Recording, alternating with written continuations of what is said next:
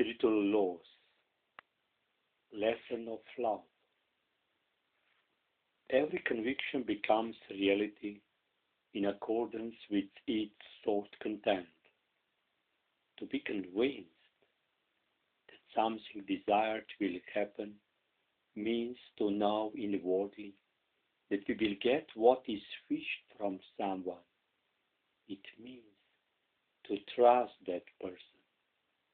In other words, to love him. The conviction that something that is desired will happen invariably manifests itself as love for the world around us.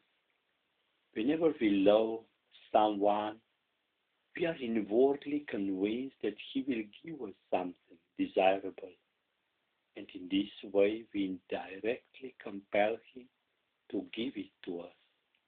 As long as we love something, that thing can never disappoint us. Human will, with all of its accompanying phenomena, fear, worry, hope, expectation, yearning, sadness, envy, willfulness, distrust, reproaches, nagging, anger, fury, and hatred, stems from the conviction that we will not get what we want. The conviction that something unwished will happen expresses itself as hatred towards the world around us. When we hate someone and think badly of him, we are inwardly convinced that he will deny us something that we want, and thus we indirectly hinder his giving us this thing. As long as we hate something, it necessarily disappoints us. It is quite immaterial if we are dealing here with people, animals, or other things. In every living creature, and thus also in every human being, there exist two spiritual elements. One that is creative, augmenting, and another that is dismantling, destructive.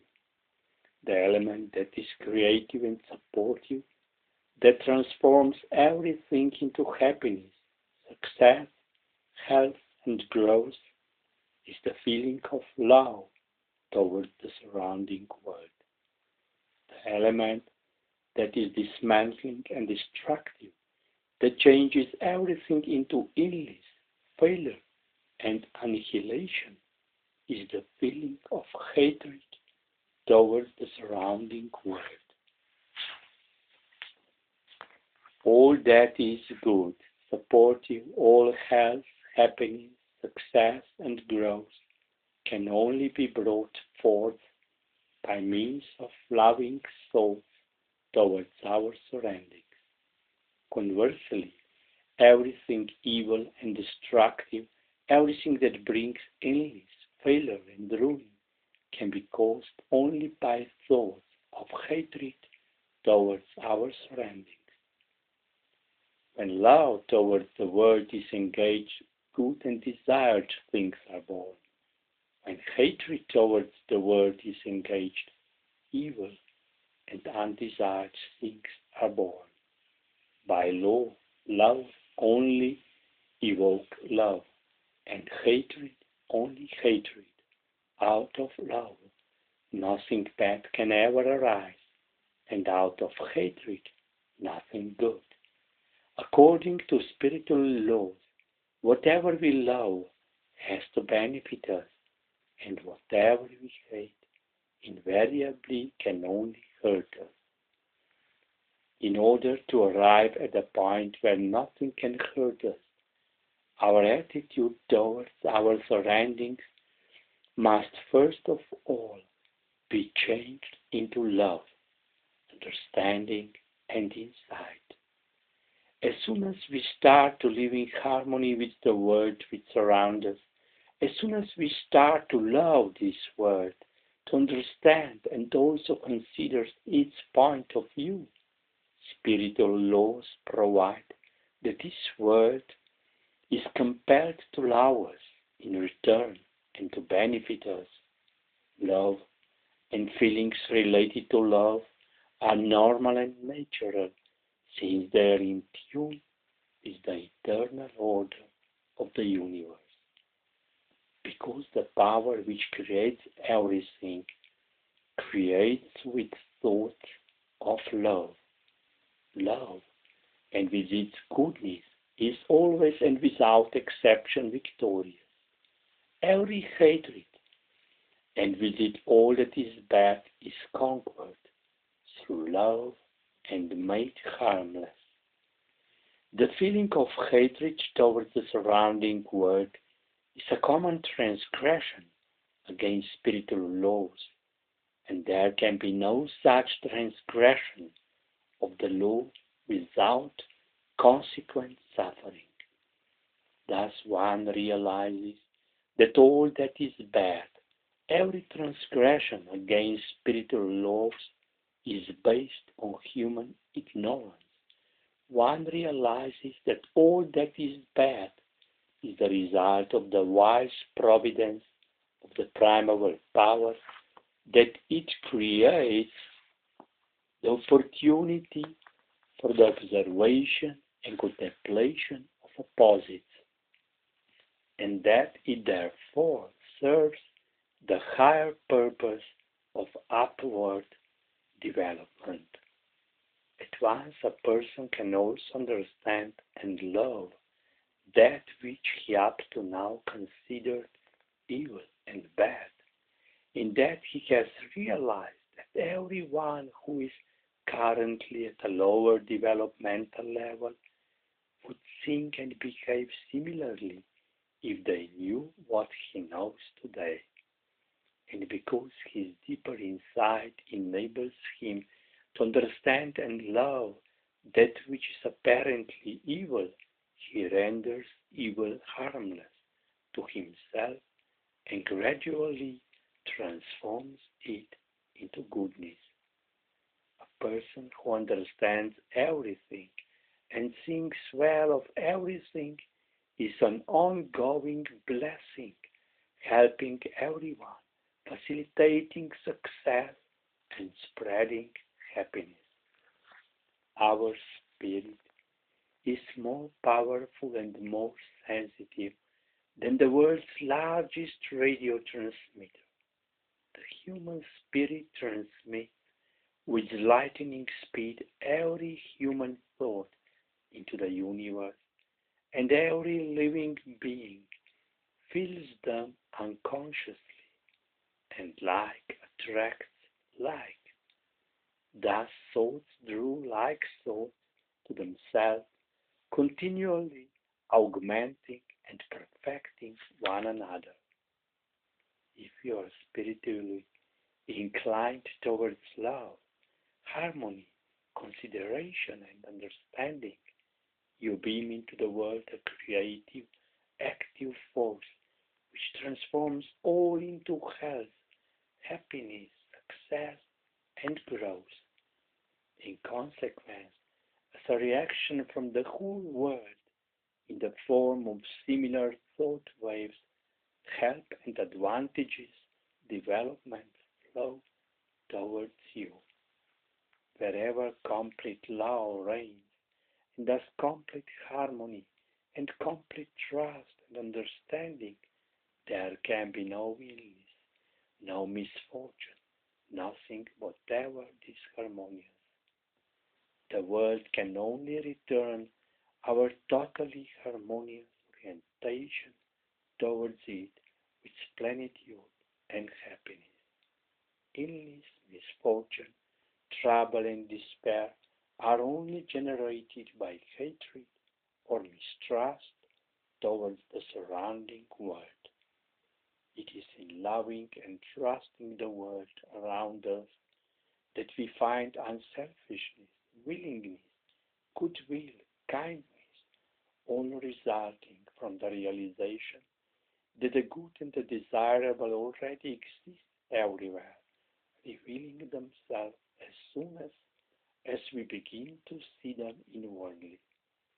However, In hatred and mistrust of the world around us, we find egoism, greed, and acquisitiveness, which are always the result of our ignorance, which for some reason or other has come to accept the view that the world around us will deny us our wishes. So it is that human willfulness demanding a better life is born only out of human ignorance. Every such person shapes his life on the basis of his own life-defining spiritual attitude. He thus creates his entire life out of his own spiritual conception of it. Life is for him exactly as he sees it spiritually. It is also wondrous how he interacts with others. Everything is so precisely arranged that it all fits harmoniously together. Nowhere do we find the slightest trace of self-willed, capricious, or willful behavior. One prudently meshes with the other like the gears of a tremendously complicated machine. Experience, however, invariably teaches us that from every such person, regardless of how bad they may seem, something good or progressive finally results. Slowly we come to realize that we can unreservedly entrust ourselves to the power which maintains everything in perpetual moment.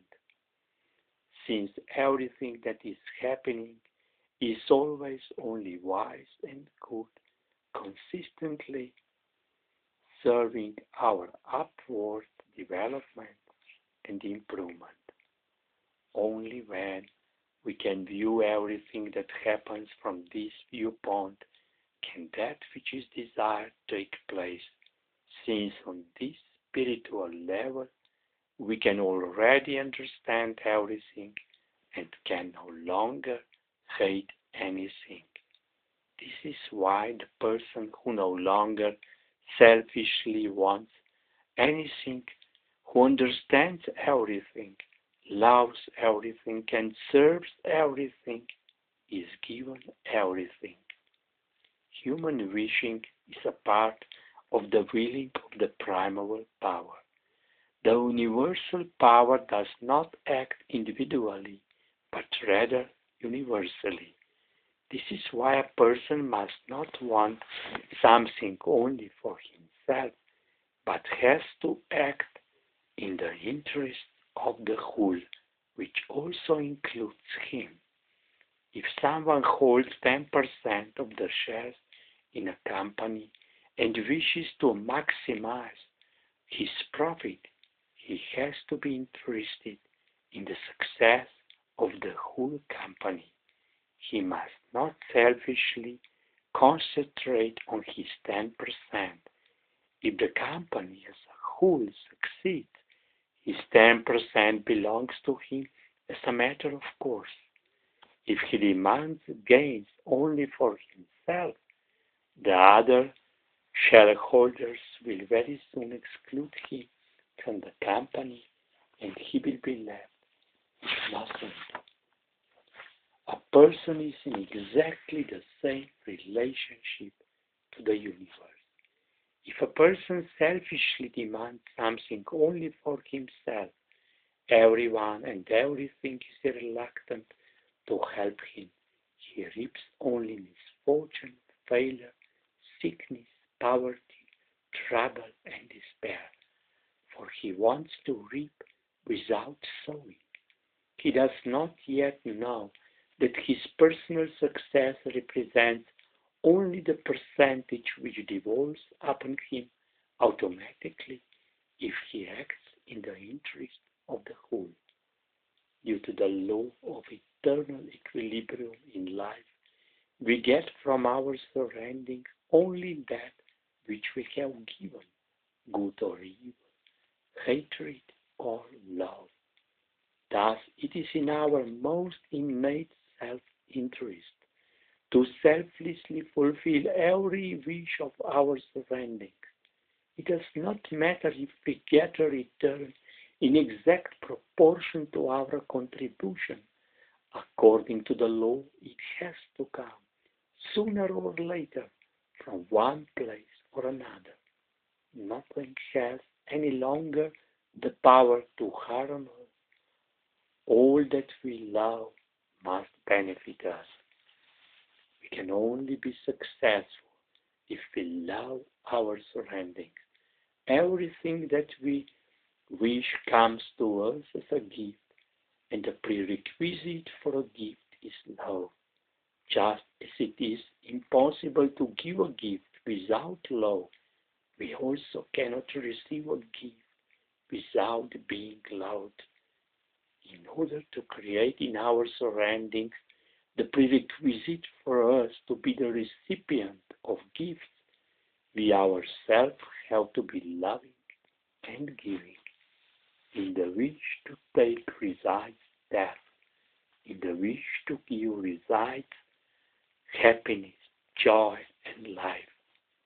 Why do people feel so happy at Christmas time? Their eyes shine, faces smile, mysterious whispering go from house to house. It is because love lives in every heart, because everyone gives, blesses, and bestows. Everyone is unselfish, everyone gladdens the other, and therefore is himself happy and pleased. Life melancholy and worries are simply forgotten. The world is seen with different eyes, and thus actually becomes different in relation to us. In the moment one begins to love and thus to bestow joy, one automatically allows oneself to be benefited and blessed. Just as you love and gladden your next of kin at Christmas time and give them gifts, so you must strive all year long to give the world its due. In this way, the Christmas spirit will prevail all year long, and everything which you have until now yearned for in vain will come to you on its own.